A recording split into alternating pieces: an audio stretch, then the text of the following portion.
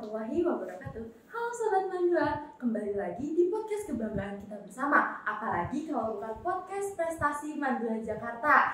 Nah, selamat pagi teman-teman. Di sini saya Haura Fresca Devi, selaku host yang akan membawakan episode 6 kali ini. Di sini ada yang spesial nih. Kenapa spesial ya? Karena biasanya podcast prestasi Mandua Jakarta membahas tentang prestasi di Mandua Jakarta. Tapi pada episode kali ini kita akan sama-sama membahas tentang hal yang menarik.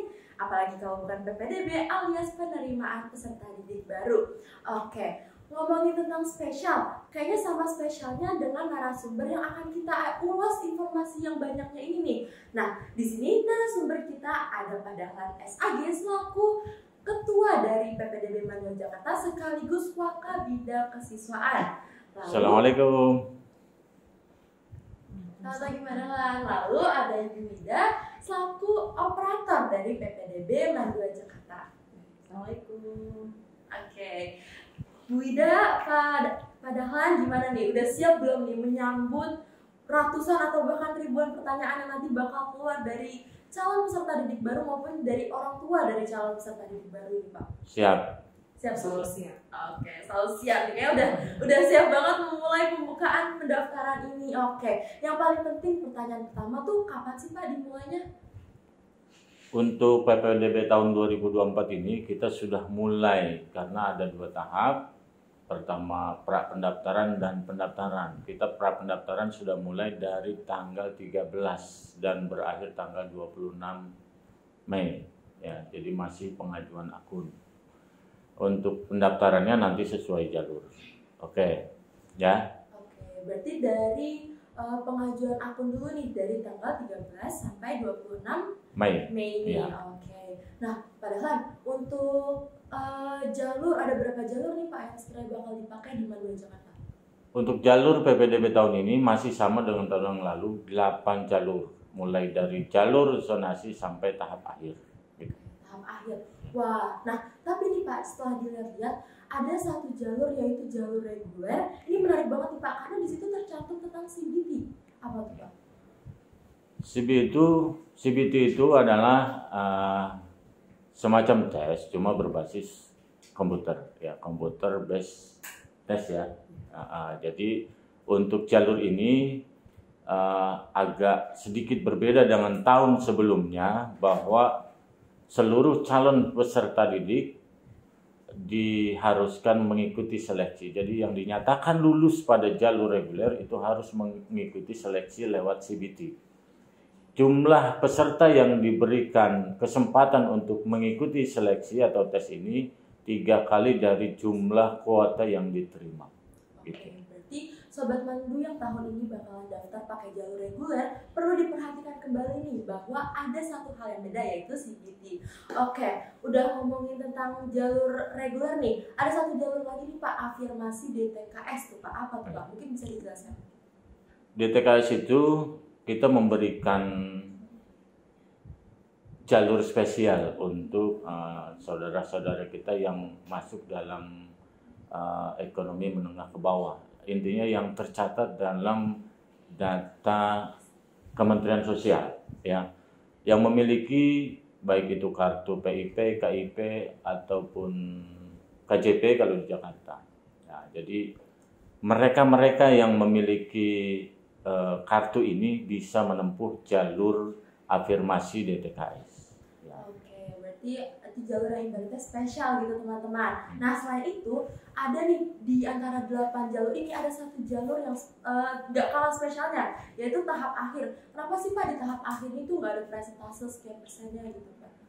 Oke, tahap akhir itu bisa ada bisa tidak karena memang hanya tahap akhir itu akan ada kalau masih ada sisa kuota yang belum terisi. Umpama di jalur zonasi ada satu calon peserta didik yang tidak lapor diri online. Berarti nanti yang tidak lapor diri online ini akan diakumulasi pada jalur tahap akhir. Kuotanya dimunculkan di situ agar setelah tahap akhir selesai, kuota yang kita harapkan itu dapat terpenuhi. Intinya itu. Berarti ini ibaratnya untuk pemenuhan gitu ya Pak? Pemenuhan jika ada kuota yang masih kosong. Oke. Kayaknya udah cukup nih untuk pembahasan tentang jalur-jalur yang akan dipakai untuk mendaftar di Mandula Jakarta. Selanjutnya kita beralih ke Bu Ida, di mana di sini kita akan membahas mekanismenya nih Bu. Mekanisme yang perlu diperhatikan untuk mendaftar di PPDB Mandula Jakarta tuh apa Bu? Jadi gini, saya akan jelaskan mekanisme pendaftaran PPDB mulai dari pengajuan akun. Jadi nanti di web, nanti kita buka web PPDB Madrasah ya, ppdbmadrasahdki.com. Nah di sini nanti akan ada menu ajuan akun. Nanti calon peserta didik ini akan mengajukan akun baru dengan persyaratannya berbeda nih.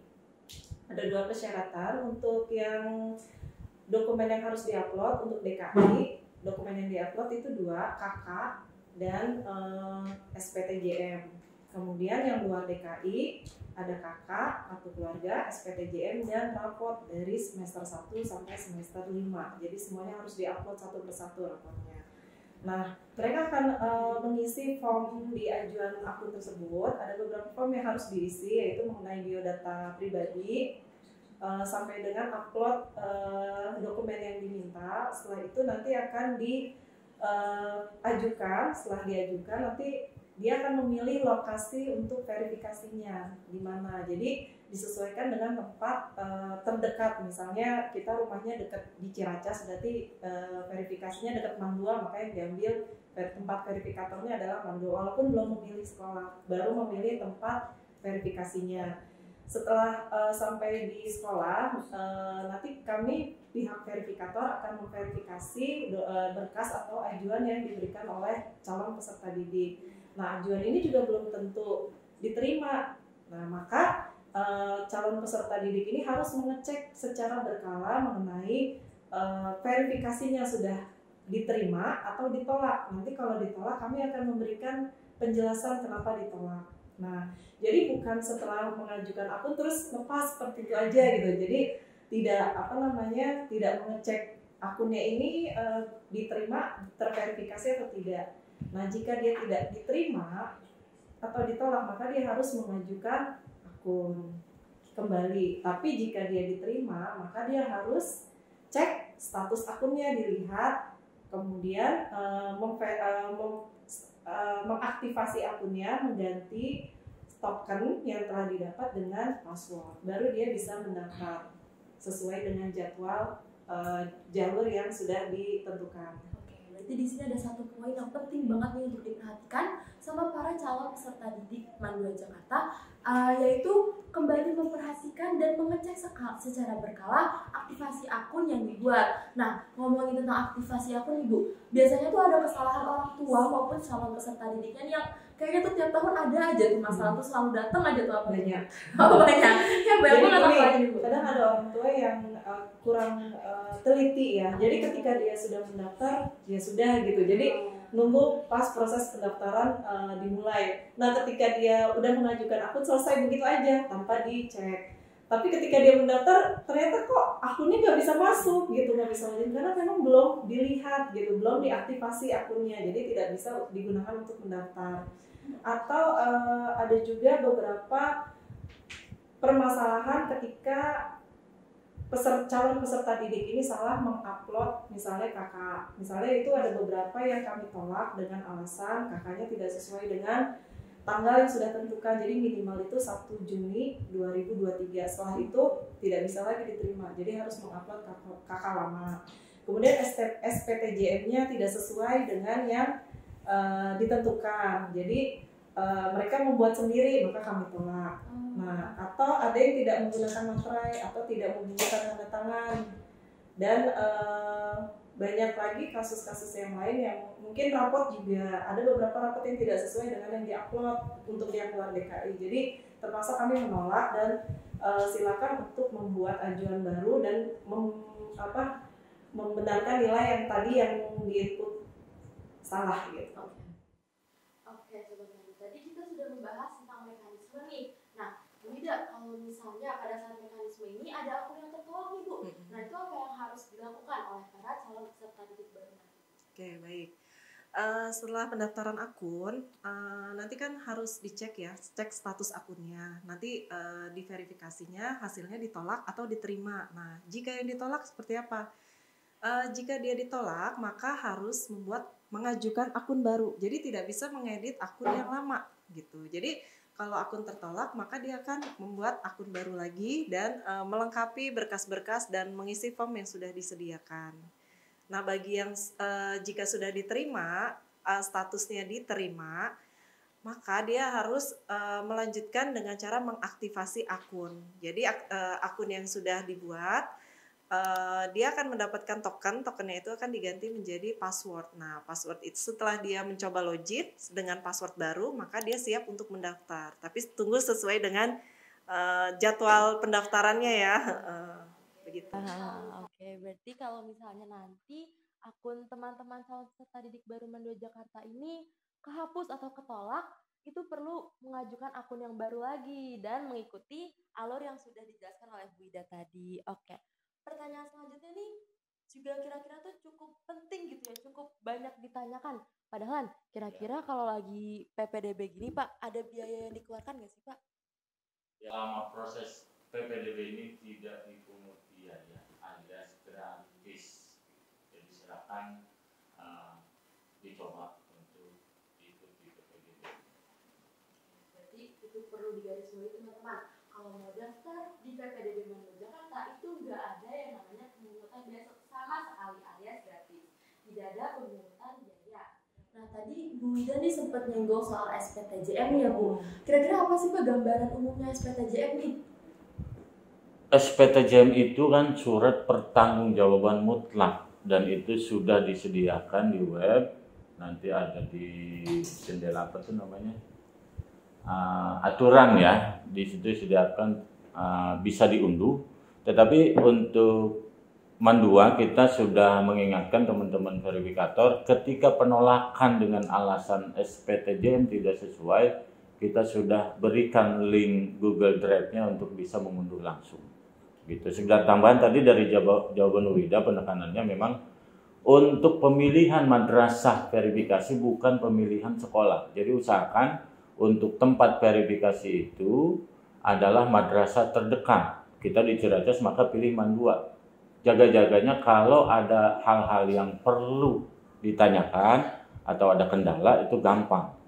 Ya boleh nanti milih madrasahnya madrasah lain, bukan Man 2. Tapi usahakan tempat verifikasi adalah madrasah terdekat. Ya bukan pilihan. Dan memang perlu dipahami juga ini adalah sistemnya online. Sebenarnya tidak perlu hadir ke madrasah untuk melakukan pendaftaran. Cuma itu tadi, jangan sampai sudah mengajukan akun tidak dicek akunnya sampai tidak diaktifasi. Jadi ketika daftar nanti malah susah gitu. Itu diingatkan oleh kita ya. Oke. Nah, dari omongan Pak Dahlan tadi nih, ada satu hal yang perlu banget kita perhatikan bersama-sama, apalagi bagi calon peserta didik baru, yaitu lokasi aktivasi akun itu harus berdekatan ibaratnya dengan madrasah yang dituju. Karena kalau ada kendala apa-apa, itu biar lebih mudah untuk mengkoordinirnya seperti itu teman-teman. Nah, selanjutnya nih Pak, Bu, sepertinya ada hal yang perlu ditekankan nih. Mungkin dari Pak Dahlan dulu kali ya, dalam PPDB ini supaya sekiranya tuh nggak banyak kendalanya di dalam mendaftar tuh apa yang harus difokuskan gitu ibaratnya. Baik, dalam proses pengajuan akun usahakan sesuai yang diminta. Seperti tadi Bu Wida katakan bahwa untuk yang luar DKI, yang sekolahnya di luar DKI itu kan inputnya manual. Itu harus benar hati-hati ketika menginput nilai. Jadi umpama nilai PPKN semester 1 kelas 7 nilainya berapa. Nanti verifikator akan melihat itu sama enggak yang diinput dengan data rapot yang di upload ya. Ya, jadi kesesuaian antara yang diinput dengan yang diupload. Sampai pada format SPTJM tadi, nggak boleh bikin sendiri. Atau sekarang buat SMA dipakai lagi SPTJM-nya di sini. Kita nggak bisa. Kita madrasah punya SPTJM sendiri. Tidak boleh meniru atau mengambil dari format lain. Kita sudah sediakan, tinggal di print dan diisi gitu. Oke, terima kasih Pak Dahlan. Nah, abis kita membahas tentang barusan itu Bu Ida, saya mau tanya lagi Bu, kan Ibu ini banyak operator ya Bu, operator. Iya. Nah kalau di operator itu tuh biasanya nih ada kendala orang-orang yang nggak sabaran Bu untuk bertanya lah atau apa. Iya, betul. Itu gimana tuh Bu saran Ibu supaya nggak terlalu membludak di tahun ini? Ya. Untuk verifikator ya, verifikator memang operator cuma satu saya, tapi saya dibantu oleh teman-teman verifikator. Ada 9 ya, ada 9 9 orang verifikator yang membantu saya. Jadi memang kalau bisa kita gercep ya istilahnya, DC kalau katakan. Jadi maunya itu orang tua calon peserta didik itu maunya buru-buru diverifikasi gitu. Maka itu kita kerja full time nih dari pagi sampai malam, kadang sampai di rumah kita tetap memverifikasi agar semua siswa cepet-cepet bisa aktivasi akun gitu. Khawatir nanti kalau kelamaan kan keburu membludak dan mereka juga kayaknya pasti nunggu kan nggak sabaran gitu. Kalau bisa satu hari mengajukan, beberapa jam kemudian sudah langsung diverifikasi. Ya, makanya kita harap maklum. Kita sebenarnya meminta teman-teman kita itu di jam kerja. Tetapi memang kepedulian dan rasa empati teman-teman itu luar biasa. Jadi udah pulang bukan lagi laptopnya untuk memverifikasi, dan usahakan kita nggak punya tabungan yang belum di-verif. Jadi makanya banyak yang tetap melakukan verifikasi di luar jam kerja. Makanya kita mohon maklum kalau daftarnya jam 4 sore, kita tidak verifikasi malamnya, nunggu besok ya, karena memang sudah lewat jam kerja. Tapi sampai saat hari ini, hari ketiga, kita tetap full untuk memantau ajuan gitu. Oke. Nah Sobat Mandu, kayaknya udah kelihatan banget ya antusias dari para calon peserta didik baru yang sampai-sampai tuh melebihi jam kerjanya padahal dan Bu Ida ini ya kalau bisa dibilang. Nah maka dari itu sambil menunggu proses pendaftaran selanjutnya, kita perlu sama-sama sabar nih, selalu mengecek aktivasi ya, jangan sampai dilupain itu aktivasinya. Oke, sepertinya sebelum podcast ini benar-benar selesai nih, kita mau tanya sekali lagi kepada Han dan ke Bu Ida ini, kira-kira satu kalimat atau satu paragraf mungkin ya yang bisa dibilangin untuk teman-teman yang mau daftar nih supaya semangat dan jangan lupa untuk selalu ikut alurnya pelan-pelan gitu. Apa nih Bu kira-kira? Sebelum mendaftar, siapkan berkas-berkas yang akan diinput atau diupload ke aplikasi. Oke, itu aja. Kalau dari Padahal? Kalau saya mengingatkan ketika proses pendaftaran nanti, ya harus tetap dipantau hasilnya pada seleksi. Sebab ketika sudah tergeser namanya di Mandua masih memungkinkan bisa mendaftar di madrasah lain asal nilainya masih dalam kategori seleksi. Di Mandua udah 93, dia nilai 92, ternyata di lain masih ada yang 90. Dia bisa daftar silahkan selama masih ada waktu pendaftaran, gitu aja. Nah itu tadi pesan penting yang sudah disampaikan oleh Pak Dahlan dan Bu Ida. Oke teman-teman, itu berarti podcast prestasi kali ini sudah berakhir. Terima kasih sudah menonton, dan apabila teman-teman masih memiliki pertanyaan yang ingin ditanyakan, bisa tanya di bawah kolom komentar atau hubungi call center Mandua Jakarta di nomor yang tertera di bawah ini. Terima kasih. Wassalamualaikum warahmatullahi wabarakatuh. Terima kasih Bu. Waalaikumsalam. Sama-sama. Assalamualaikum.